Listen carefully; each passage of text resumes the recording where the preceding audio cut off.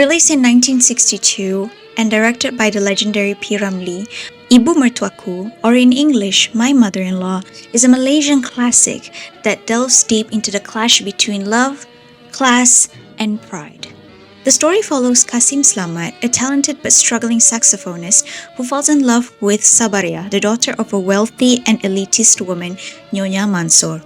Despite her mother's objections, Sabaria marries Kasim out of love, choosing passion over privilege. But their happiness is short-lived. Nyonya Mansor, disgusted by Kasim's poverty and artistic career, manipulates Sabaria into abandoning him. Heartbroken and betrayed, Kasim descends into despair. He blinds himself, literally and metaphorically, as a symbol of his pain and disillusionment. Years later, fate reunites them, but it is too late. The man who once loved fiercely is now consumed by resentment and tragedy. Ibu Mertuaku isn't just a melodrama. It is a critique of societal obsession with wealth and status.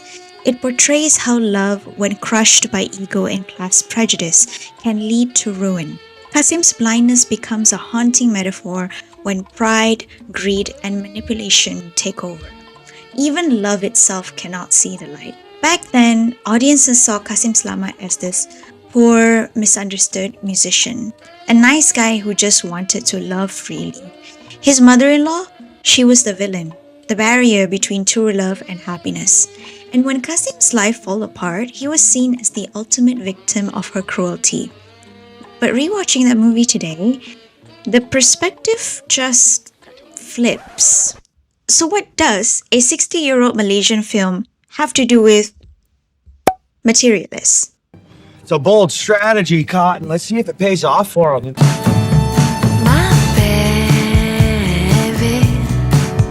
Hello guys, welcome back to my channel. My name is Sarah. I am Introvert Insane. This is my second or third video depending on how fast I edit, and we will be talking about Materialists. I have been very curious about this movie and I finally watched it, and I have my 2 cents. So let's see if you guys agree with me or not. And it's been a while since we talk about movies and TV shows in this channel, and I'm planning to mix it up a little bit. Some things that were aired really gives me a lot of thoughts, so I'd say let's put it in video. Before I continue, I'd like to give you a spoiler warning because I will be spoiling this movie early on. So if you're interested in watching Materialists and knowing who she picks, even though I think you can guess already, pause this video and go watch the movie, if only for Pedro Pascal. But hopefully you'll come back to my video and tell me whether you agree or disagree with me. Materialists follows Lucy, played by Dakota Johnson, a matchmaker in New York City, caught in a love triangle between 2 men. Harry, the billionaire, successful, handsome, effortlessly charming, played by Pedro Pascal, and John, her ex, a struggling actor whom she had deep history with, played by Chris Evans. Throughout the film, Lucy is forced to confront her past choices and her beliefs about love. Song's day job was working as a matchmaker. Well, you have meetings with your clients, and then you set them up on the blind dates, and then you do feedback sessions. It's kind of like that. You're kind of like managing their expectations. You would tell me all these different things, and then I feel like then I would go in search of somebody who fits into at least some of those criteria. By the end, she chose John, and you can almost hear the collective groan on the audience, both in real life and online. Seriously? Pedro Pascal is right there. But daddy is a state of mind, you know what I'm saying? I'm your daddy.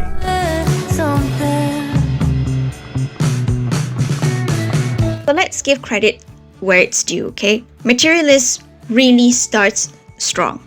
I actually found myself relating to Lucy quite a lot. Her coolness, her lack of emotional display. Actually, it wasn't even cold. It was controlled, And this is a very refreshing depiction. A female lead who wasn't written like a manic pixie dream girl or a quirky rom-com tornado of emotions. Lucy's bluntness, her ambition, her quiet power. I think, for me personally, that was my kind of heroine. She doesn't let her heart override her logic. and she refused to apologize for wanting a life that matches her effort. And Pedro Pascal's Harry? It's Pedro Pascal! What else do we need? He's cautious and reserved, but he also pursues Lucy with real and honest intention. There's no desperation here, no game playing. He's on her wavelength. And let's be honest, Chris Evans also plays the charming ex very well. For that dreamy blue eyes, I'm sold. And visually, the film nails it. The muted color palette, the delicate pacing. I even found myself bopping to the song, my baby. Honestly, the beginning of Materialists was incredible. The conversations between the matchmakers and their clients about marriage, its numbers, Sorry, I was checking. And they treat this like a business, the raw and filtered take on dating, modern dating to be specific, and what is the definition of relationships people have these days, and how materialistic everything has become. And the thing about the game is that the language that is happening in the game itself are so numbers oriented. It's about height, weight. What they have, it really becomes a list of statistics. Nothing over 20 BMI. I don't want someone who likes cats. I'm trying to settle. The girl asks for a call, drink of water. You deliver. You're the matchmaker. The dates between Lucy and Harry had this beautiful, subdued rhythm. It's like watching two people who are level-headed and self-contained, yet quietly yearning for a connection. And they are separated the world not by circumstances, but by their standards. They wanted love, but only if it met their definition of right. I wish people are that honest so that you don't waste other people's time. So what kind of a person does a matchmaker want to marry? Well, my non-negotiables are that they're rich. For once, it was refreshing to see a woman who was emotionally reserved, independent, and still desired beautiful things. Watching Harry and Lucy, honestly, it's giving lonely, blunt people deserves love too. And of course, a good dinner while they're at it. But then...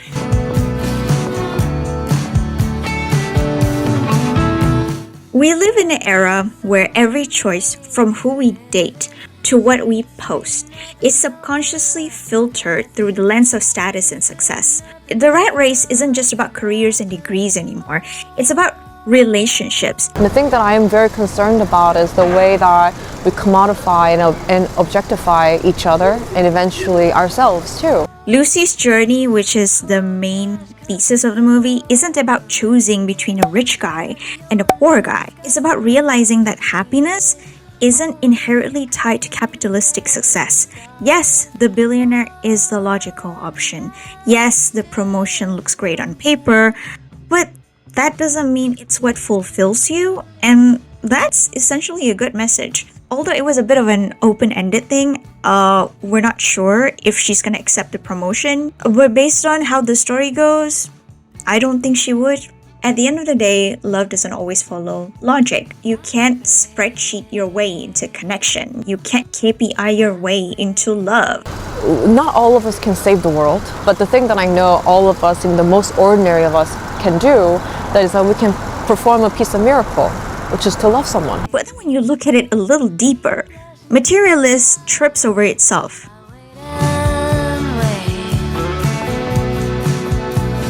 So what did Materialist actually deliver? And why did it spark such reactions online? I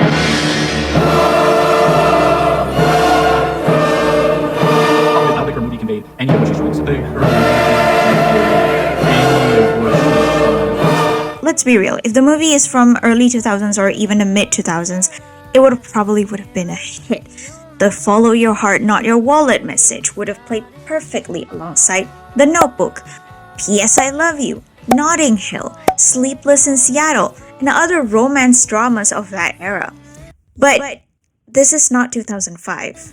It's 2025, or 2024 in that case. And dating, what's dating? It's more like surviving, and it's very different. We live in the age of social media, financial transparency, and soft-life feminism era. Women are no longer apologizing for wanting security, and men aren't automatically rewarded for passion alone. I've always known I would marry rich. Why should I be ashamed of that? There's nothing to be ashamed of. So when Materialists tells us that love is worth more than stability, we don't just disagree. We feel attacked. Because the truth is, as much as we want love for the sake of love, many modern women have lived the opposite of this fantasy. They have tried it, tested it, and they don't recommend it. Women have dated Johns of the world, the men who dream big but never quite grow up. They have been the ones splitting the bills, carrying all the emotional labor, and being told that wanting a nice dinner is materialistic. So when Lucy chose her broke, emotionally unavailable ex over the rich, emotionally mature Harry, we are reacting to, choosing Pedro Pascal over Chris Evans. It's about cultural wound. That is why some people are calling Materialists broke boy propaganda. It's a film that tells audience, hey, it's okay if you never change. One day, she'll come back. And for women, the subtext is just as grim. It's basically, lower your expectations, bitch. Ditch your standards, and love will find your way. During my research for this video, I encountered this Spanish saying, when money walks out the door, love walks out the window. The movie frames Lucy's supposed flaw, her materialism, as something she needs to repent for, like it's a bad quality of her. She says, You don't want to be with me because I'm not a good person, and materialistic and cold. And the movie treats that as her confession, her emotional redemption arc, because that's the moment she finally humbles herself. The movie basically says love is a reflex, spontaneity. Lucy never actually tries to be emotionally vulnerable with Harry. She's polite, she's distant, perfectly put together, sure.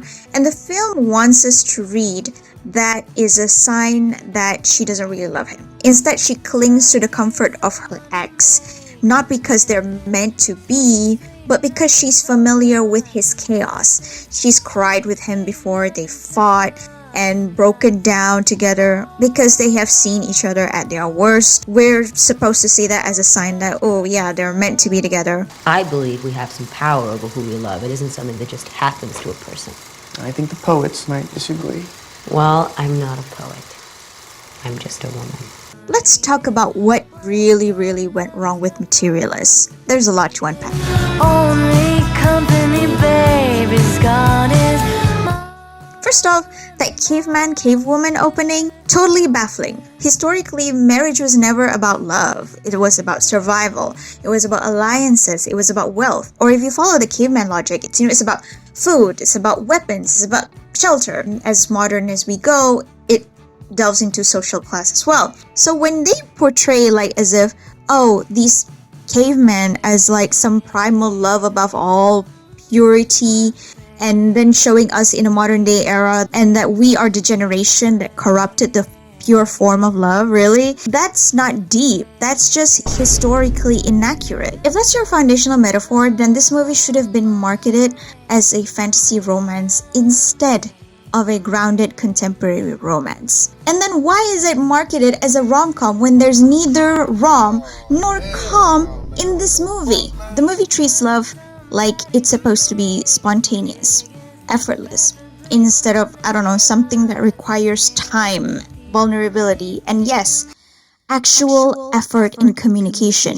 Seeing Lucy hiding her emotions from Harry, that's not proof of anything. That's just what early relationships look like. You are guarded, you're learning. You're still trying to figure out how your partner takes their coffee. What music do they like? Their favorite food. And it is definitely too early to figure out how this person handles a broken heart. Love isn't instant.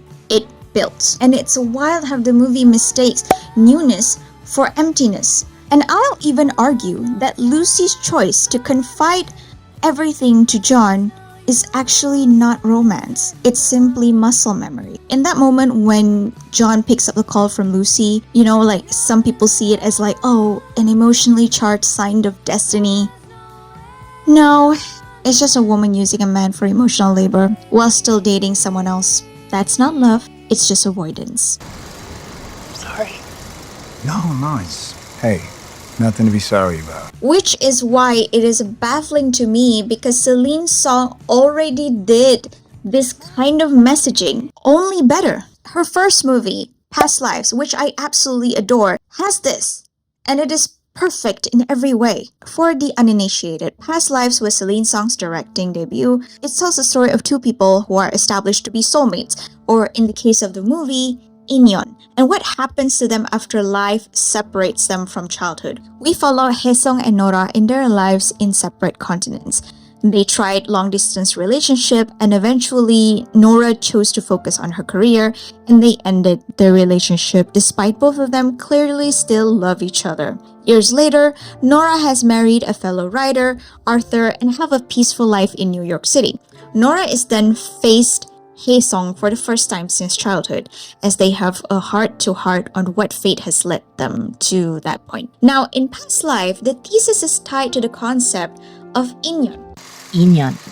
It means providence, but it's specifically about relationships between people. It's an inyon. If two strangers even walk by each other in the street and their clothes accidentally brush, it means there must have been something between them in their past lives. And it was perfect. It was relevant because it shows that sometimes soulmates are just not meant to be, and maybe this is the end of your fate. And sometimes it's not even because the other person is bad or abusive or any other conflict. It's just life, circumstances. Nora being raised majorly in America makes her culture and worldview so different than Haesung's traditional Korean ones. Celine differentiates being soulmates or inyon versus being a lifelong partner without villainizing either parties. Arthur was never depicted as a bad person that takes Nora away. Nora made the choice to be with Arthur, essentially forming a new inyon with her husband after severing her past with Haesung. It is not sad, it is bittersweet. In the story, I would be the evil white American husband standing in the way of destiny. Nora wasn't depicted as a traitor for not choosing Haesung. They've already broken up. Nora wasn't depicted as a cheater for hanging out with Haesung for the first time since 20 plus years. It is an honest conversations between adults, and Nora and Haesung always kept their boundaries. Haesung wasn't depicted as cowardly for not pursuing Nora. He also has his own goals and dreams to pursue, and despite signaling showing that Nora and Haesung are the main couple, they are simply not endgame, and it is not the fault of either one of them. 이것도 전생이라면 우리의 다음 생에서는 벌써 서로에게 다른 인연인 게 아닐까? Past Lives actually gets the messaging, and it understands this dynamic very well. It tells you comfort isn't the same as compatibility. It is just familiarity dressed up as fate. And that's why it makes sense for Nora to choose Arthur. She might feel comfortable with Haesung, but at the end of the day, she's more compatible with Arthur. This is where he ended up. This is where I'm supposed to be. With so much cultural and personal difference between Nora and Haesung, they wouldn't work out anyway, despite so much chemistry in the way they look at each other's eyes. And I feel so not Korean when I'm with him, but also in some way more Korean. And the ending where Haesung left and Nora freely cries in Arthur's arm is not just a sign of the end of Haesung and Nora, but it is actually the new beginning of Nora and Arthur, her new inyon. The guy flew 13 hours to be here. I'm not going to tell you that you can't see him or something. Because it makes sense. Arthur is kind, understanding, open-minded, gentle, and trusting. If there's anyone to replace Haesung in Nora's life, it is definitely Arthur. Which is why it doesn't make sense for Lucy to choose John at the end. I'm not going to miss my rehearsals for some dude. And that is why the ending of Materialists isn't romantic. It is regressive to the messaging that Celine Song has done before. The movie doesn't sell this fantasy of happily ever after with John, like at all. Like at no point did I believe John, played by the charming and hot Chris Evans, was Lucy's soulmate.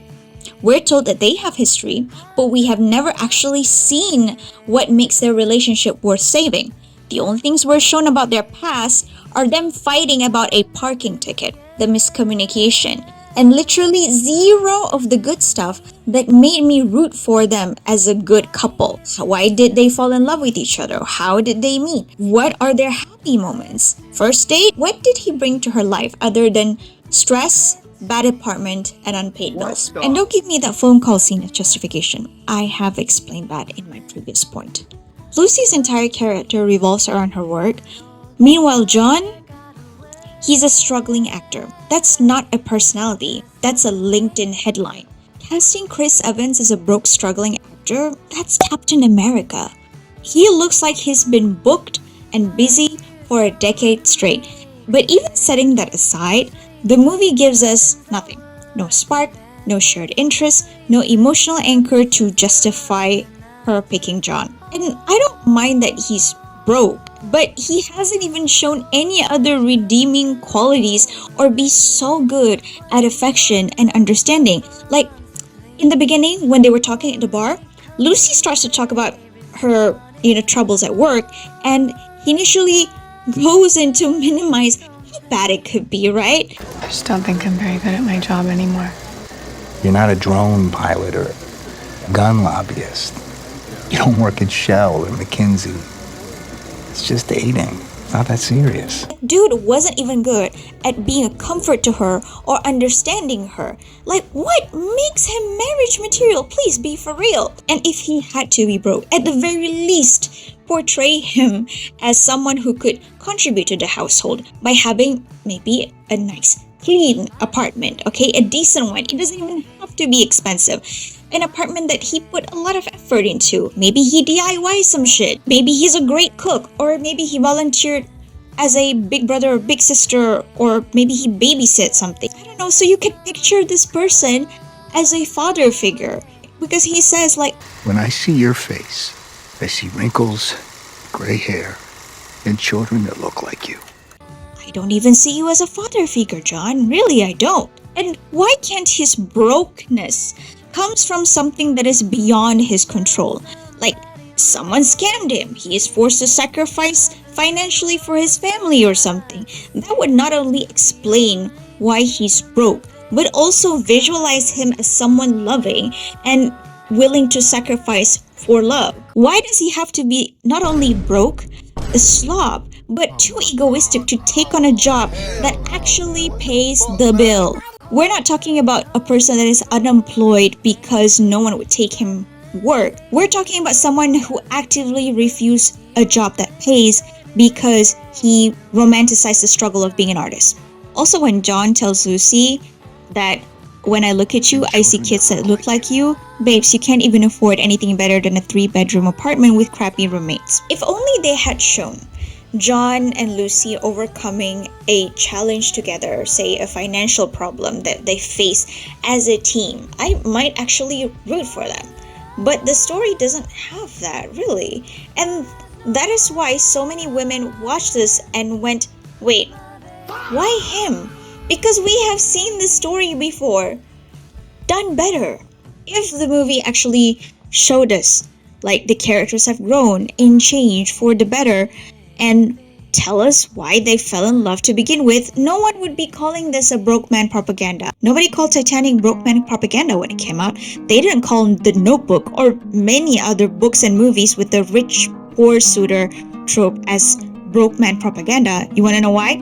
Because those stories did it better. Jack in Titanic broke, but he was also tons of fun. He was kind, he was confident in a den of rich people that just can't wait to tear him apart because of social status. Just the other night I was sleeping under a bridge, and now here I am on the grandest ship in the world having champagne with you fine people. I figure life's a gift and I don't intend on wasting it. You never know what hand you're gonna get dealt next. The Notebook, Noah actually built Ali's dream house, and they actually showed the effort that he took to have her in his life. They all had the same rich man, poor man trope, but those stories showed us why love triumphed. There was growth, there was sacrifice, there was chemistry, and there was passion. Whereas John, the only thing he has are cringy lines and food from the food truck. And he needs a calendar note to tell her that he loves her? Really? No one. and I mean no one, romanticizes poverty more than rich people. This movie feels like it missed the entire cultural context of 2025.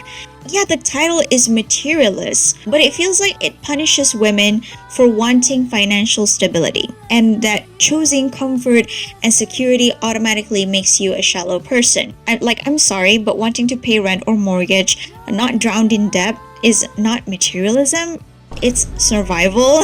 It's the bare minimum, really. And by financial stability, I don't mean women want some rich oil and gas billionaire. Sure, we joke about it a lot, but ultimately, we just want someone who will fight for us and our future when the money is tight. It's not about chasing yachts. It's about affording groceries, affording rent, and maybe a vacation, like once a year, locally. Even the mostly women audience, we are annoyed that not only we're still carrying most of the domestic labor, but also child-rearing, childbearing, and now breadwinning too? Really?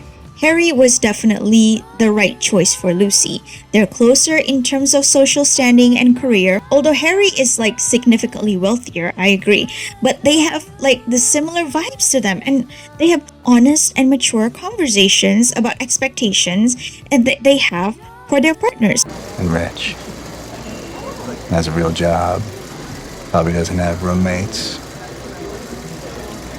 Probably doesn't get angry at stupid shit all the time. It doesn't matter. You're goddamn right. Even if Harry, let's say, wasn't a millionaire and he's not living in a $12 million apartment in NYC, but a simple guy with a nice stable job, yes, he'd still be preferable. So imagine how much it broke me when she went back to the emotionally abusive brokey with road rage. Poverty is not the fault of the poor. I think that that's a very important thing. And they're being very brutal to somebody like John, who would like to have more money, and he expresses that too, so that he can be a better partner to Lucy. It's very brutal to talk about John in a way where you're calling him broke man, or you're calling him in such mean ways, and trying to blame him for his poverty. Yes, Celine, poverty is not the fault of the poor, I agree. But John's life condition is his fault, because John does not just lack money, he lacks growth. He had 5 years to figure himself out. He's almost 40, still living in the same apartment with the same roommates, doing the same catering gigs, only to have lip service on what he promises to do for their future and refuses to do work that was offered, that actually pays. Why? Because it's not his vibe. So when Lucy drops Harry, a kind, stable man who adores her, for John, a guy with no plan, no growth, no emotional maturity, it doesn't come across as romantic. It is delusional. Delusions! This movie paints financial security as shallow, but glorifies struggle love, the kind where women are expected to build men from scratch while getting crumbs in return. I really feel like women don't need lectures from our media that they should settle, and if they have standards, they are being materialistic. Why, Celine? Why? And I understand, love isn't about money, but pretending that money doesn't matter is absolutely naive. Finances affect stress, stability, even safety, and for some, even bedroom performance. Heck, money is the leading cause of divorce. Maybe if Materialists came out in 2005 starring Kate Hudson with the breezy pop soundtrack, maybe, yeah, it might work. But post-pandemic, post-recession, the price of eggs, Trump's tariffs, in a world where the average person can't afford rent on a single income, it feels insulting. Don't you know that a man being rich is like a girl being pretty? You might not marry a girl just because she's pretty, but my goodness, doesn't it help? And if you had a daughter, wouldn't you rather she didn't marry a poor man? But I was... You'd want her to have the most wonderful things in the world and to be very happy.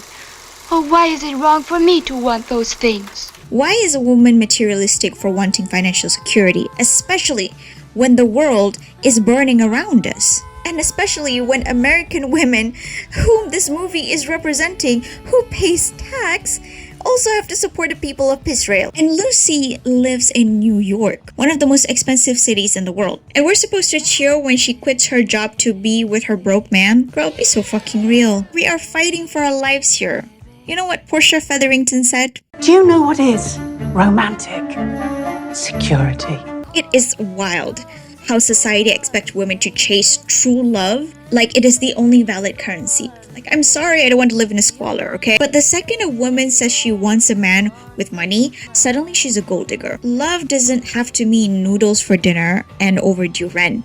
Love can exist with stability, ambition, and safety. Wanting stability does not make you a gold digger. It means you are sane. It means you are realistic. It means you are mature. The message really falls flat because it ignores why money has become such a huge part of dating, especially in a city like New York where the cost of living is absolutely insane. I live in Malaysia and going to pay mortgage in a few months. Living is really expensive right now, okay? And a lot of what we get from John for his promise, is lip service on what he'll do to improve his financial situation. Honestly, Celine Song, you can't have it both ways. I agree. We shouldn't reduce people to simply check boxes, but suddenly dating, we're supposed to go, well, money isn't actually that important. We'll just figure it out. That feels very dismissive. Sure, Celine Song will accuse me of being a classist for saying that a man who doesn't have his finances together, living in a dump, is likely to treat you poorly than a guy with a stable job and lives in a place that smells nice. Yeah, it's true. I agree. I might be classist about this. Because why? The financially stable guy knows how to take on basic responsibility and get things done. Finances are a driving force in relationships, not just for the material things you can buy, but because if the man has his finances together, he's more likely to have other stuff together that will make him a good partner. Sure, I agree, finances is not everything, but it is a pretty good indicator of a lot of aspects of a person's character. Meanwhile, there are men who wanting to be providers and then complain when their women rely on them 100% financially. Seriously, what do you want? So yes, choosing a financially stable man isn't just about him buying me stuff. I buy myself stuff all the time. It's more in how he will treat me as a person. I'm not saying that financially able men are not capable of DA, but you can't deny that DA happens more in lower income families where the husband doesn't make as much. And the movie as if chastises Lucy for wanting materials, as if that is something that she has to overcome. And what did she do, really, that was so wrong in their relationship that they broke up? All she wanted to do was to go to a nice restaurant for their anniversary. Not a private jet, not Gucci heels, just something that didn't come from a food stand for something special once a year. I wish that I didn't care if we ate from a halal cart on our 5-year anniversary, but I do. The film treats her desire like it's a moral failure, and they reward her once she learns to settle. Financial stability and emotional fulfillment can coexist, and they should. But Materialist tells the woman the opposite, that wanting both makes you shallow. And once you accept your man for the broke man he is, that's when you will achieve happiness. It mistakes self-sacrifice for sincerity and glorifies settling for virtue. Even worse, it is wrapped in this indie A24 aesthetic, as if beautiful cinematography can disguise the outdated message underneath. Here's where it hit home for me, okay? Materialist is about women who date broke dreamers. Okay, guys with ambition, but no action plan. Guys that say, I'm working on something big while borrowing gas money. And I get it, like, dreams are beautiful, follow your dream. But love is not charity, okay? You can't build a future with someone who refuses to build it with you. His whole "I'll change if you come back" speech doesn't sound romantic. It really sounds like an empty promise from a man who wants comfort without accountability. You know, like an alcoholic promising not to drink if they can get what they want. It's ick, honestly. He is not a man trying to improve. He is a man waiting for Lucy to come back and fix him. And in 2025, shouldn't we be done with fixing men? John is a broke dreamer. And when you date a broke dreamer, you become their mom, you become their bank, and a full-time caregiver on the very off chance that they do make it. Statistically, they drop you for another woman with higher standards than you, one who is attracted to their wealth and security that you helped build. Fact is, we don't care anymore if we're called gold diggers. We no longer date potential. We need a partner that comes fully equipped, as we are. And I know there are angry men out there dying to come at me, but hear me out, okay? You can have your standards too. Women comes in all shapes and sizes, from career women to trad wives, we have it all. But don't chase after career women and then try to turn them into something that they don't want to be. Yes, there are career women who are working but want to be trad wives. Maybe go after them instead of women who don't want to be trad wives. And then you villainize these women when they don't want to be who you want them to be. Women and men are not school projects, and you shouldn't treat your significant others as such. Celine Song, even in her own life, she isn't with a broke man, and she wasn't raised poor. Her husband is a successful screenwriter who wrote the critically acclaimed Challengers. Both her parents are successful filmmakers and animators in South Korea. So your dad was a writer? Yeah, he was a writer and a filmmaker back in Korea. I mean, that's so lucky for you that you Yeah, had like an artistic parent. This makes the film feels really detached from reality when you put into context on who she is. So don't sit there and tell me that marriage isn't an economic proposition, because it is. It doesn't give any catharsis about dating or love. The options are either you have rich men who don't actually love you, or a broke boy that doesn't go any emotional growth, or a third option, being physically assaulted. Being single is already hard enough, and Celine Song saying, yet again, it is not about the love you want, it's about the love you got. It's really, really depressing. Personally, instead of getting back together with John, I think Lucy should just go to therapy for her low self-esteem that she displayed very early on in the movie. You are a 10 out of 10. I don't know why you're trying to throw it all away on someone like me. What's someone like you? I'm older than the women you could be dating. I was born poor. I have no dowry.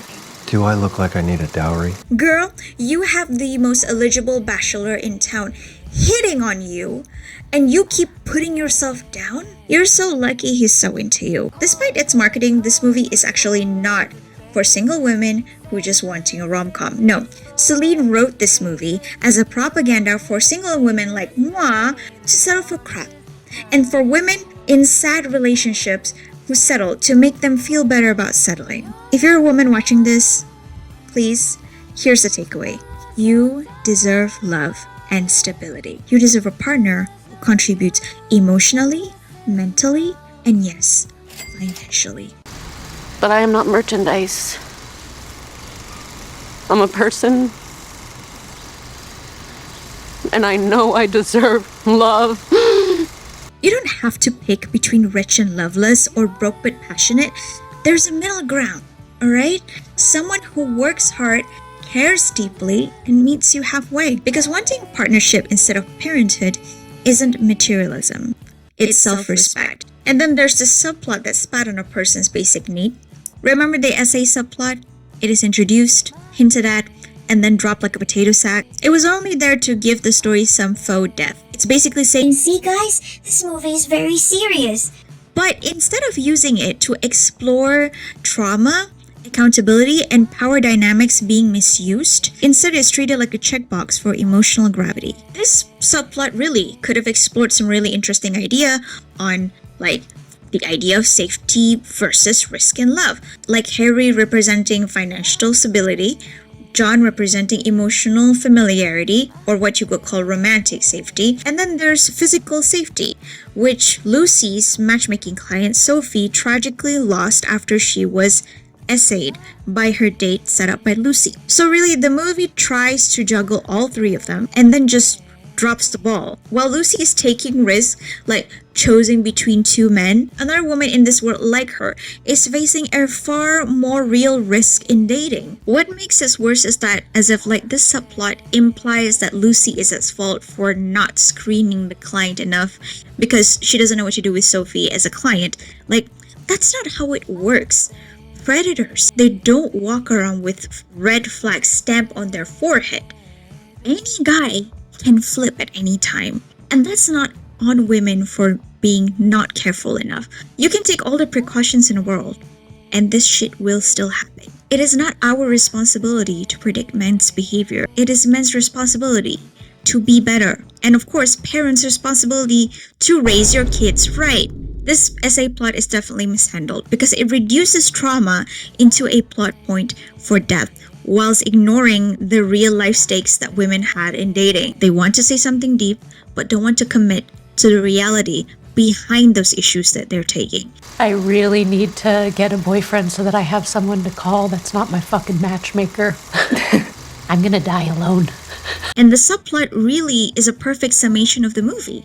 It is a film that flirts with meaning, but too scared to follow through. Now, some of the Celine Song defenders have said that, oh, critics just didn't get it. That majority of the people are media illiterate. And honestly, if you're mad about the ending of Materialist, you are missing the point. This film is exposing a lot of y'all and your views on dating. That's rich, pun intended. If your movie message gets completely lost on your target demographic, that's not the audience's fault. That's just your writing problem. It's not that we missed the point. It's that the point was really buried under privilege, under poor execution, and the fundamental misunderstanding of modern womanhood. Materialists wants to critique capitalism, and I get it. Love under consumerism. It's bad, I get it. But it ends up basically sounding like a lecture on women for wanting better.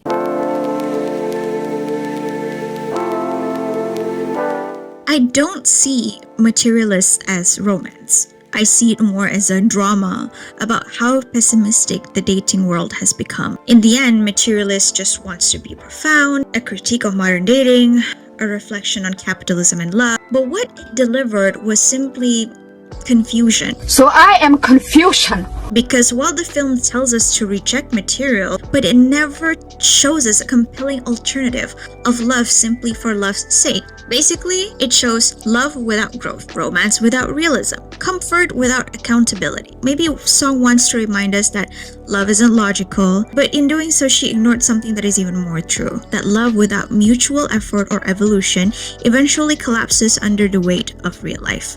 So yeah, it's not broke boy propaganda because John's poor. It's broke boy propaganda because it romanticizes a man who refuses to grow. And I think what people describing as media illiteracy isn't completely fair. Materialist critique of reducing people to just checklists is valid.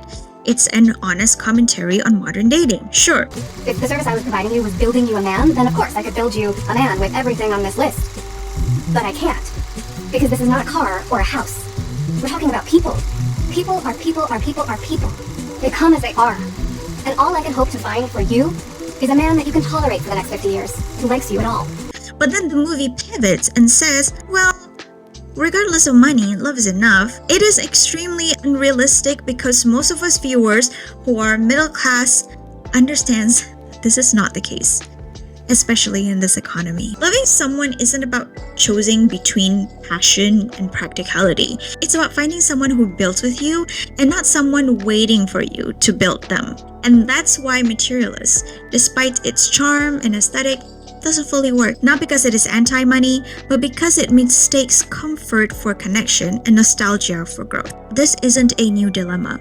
Ibu Mertuaku explored the same tension, love versus wealth, idealism versus survival. In that story, Qasim Slamet, a poor musician, marries Sabaria against her wealthy mother's wishes. Their love starts pure and passionate, but it crumbles under the pressures of class, pride, and ego. Her suffering isn't just about poverty, it's about his inability to grow beyond it, and Sabaria suffered because of it. Not that I'm discounting Sabaria's accountability on this, okay? She's an adult woman making adult decisions to marry Qasim against her mother's wishes, but this was a time period where men are the one who mostly brings the money home. 6 decades later, Materialists echoes the same tragedy, only dressed in designer fashion and Manhattan apartments. Both hold up a mirror to society, each from their own era. Where Ibu Mertuaku warns us about the cost of pride and delusion, Materialists warns us about the illusion of authenticity, the idea that love, stripped of all material concerns, can somehow coexist in a vacuum. Both stories shows us people so fixated on proving love's purity that they forget loves also require practicality, emotional maturity, and shared responsibility. Sabaria is portrayed as the villain for wanting a better life for herself. Nyonya Mansur is the evil mother for wanting a better life for her daughter. And Kasim is victimized because he's the tortured soul when he himself sucks at managing his family's finances that led them to the depths of poverty. The only credit that I can give him is that he doesn't deserve to be tricked on Sabaria's death. So maybe these two films are saying the same things after all, that love alone isn't enough in the world we live in. Constantly test our love through status, ambition, and survival. Maybe that's the point. No matter what the decade, no matter the language, we're all people still trying to figure out what it really means to love. To love without losing ourselves to what the world says we should want. And that might be the most honest love story of it all. If you have reached the end of the video, thank you so much. Oh my god. Writing this is hectic, honestly, but I highly recommend Past Lives. I don't really recommend this, but Past Lives, yeah, and let me know what you think in the comments below. So thank you guys so much for watching, and I will see you guys in the next one. Bye.